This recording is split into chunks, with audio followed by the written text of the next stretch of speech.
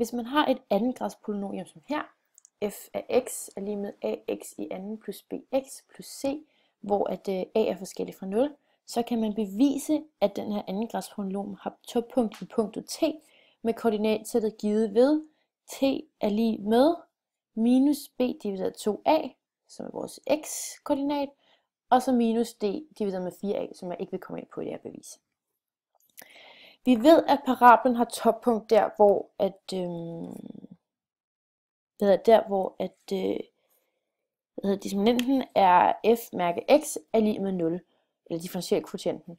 Og vi kan nu bestemme toppunktet ved at differentiere vores andengrads polynomium, som vi har her. Og den bliver så til f mærke af x er lige med 2ax plus b. Nu sætter vi så udtrykket til 0, som vi har gjort her, så det bliver 2ax plus b er lige med 0. Til slut så vil vi gerne isolere x, og det gør vi ved først at trække b fra på begge sider, så det bliver 2ax er lige med minus b, for efterfølgende at dividere med 2ax på begge sider, sådan så det bliver x er lige med minus b til 2a. Det vil altså sige, at vi har vores x-koordinat i det her punkt, som er bestemt ved minus b divideret 2a.